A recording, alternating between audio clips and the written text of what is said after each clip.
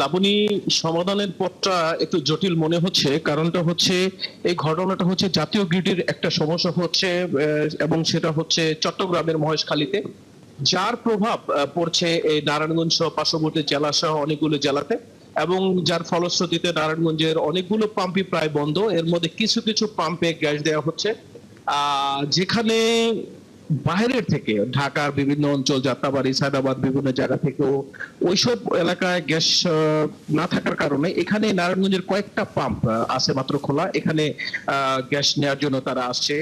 বিশেষ করে আজকে শুক্রবার, গাড়ির চাপ একটু বেশি, ব্যক্তিগত গাড়ি নিয়ে অনেকে বের হবেন। পাশাপাশি যারা সিএনজি চালায়, উবার গাড়ি চালক, তারাও বলছেন যে তাদের জন্য একটা বড় একটা মহাবিপদের মতো একটা তারা পড়েছেন, কারণ তাদের খেটে খাওয়া মানুষ, তাদের একটা সমস্যা। আর আমরা তিতাস কর্তৃপক্ষ আমাদেরকে বলছে যে এটা যেহেতু একটা বড় ধরনের ইস্যু হচ্ছে, এটা শেষ হতে এবং বিশেষজ্ঞ দল আসতে হয়তো আর একটু সময় লাগবে। সেক্ষেত্রে কালকে যখন গার্মেন্টস খুলবে, আসলে সেই জায়গাটা কি পর্যায়ে পৌঁছে লাবণী, সেটা এখন এই শঙ্কার বিষয়। আমাদের গার্মেন্টস বিকেএমই থেকে আমাদেরকে জানিয়েছে তাদের যদি গ্যাস সংকট এরকম থাকে, আগেই তাদের প্রোডাকশন কম ছিল, এখন তো প্রোডাকশন আরো কমে যাবে, তাতে তারা শঙ্কায় পড়বে। আমরা একটা কথা বলবো, একজন গ্যাস নিবে, আপনি কখন আসছেন গ্যাস নিতে, কোথা থেকে আসছেন এবং কি সমস্যা? আমি নারায়ণগঞ্জ দিয়ে আসছি, তবে লাইন দীর্ঘ সময় লাগে আর কি। গ্যাস নিতে অনেক টাইম, প্রায় 3 ঘন্টা হাতে রেখে আসতে হয় আমগো।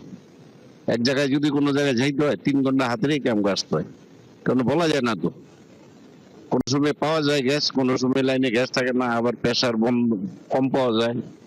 এই জন্য আর কি সমস্যাটা একটু বেশি দেখা দিচ্ছে।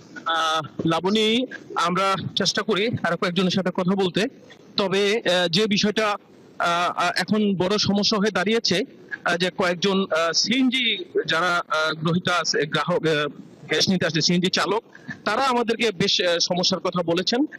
বিশেষ করে যে তারা তো দৈনিক ভিত্তিতে গাড়ি চালায়। আসলে তাদের যে গাড়ি চালানোর এই অবস্থাটা যদি চলতে থাকে, তারা আমাদেরকে জানিয়েছে যে আসলে তাদের দৈনিক যে মালিককে সংসার চালানো এবং মালিককে জমা দেওয়া সামগ্রিকভাবে একটা জটিল অবস্থায় আছে। এই ছিল নারায়ণগঞ্জ থেকে কানিজ আমার কাছে।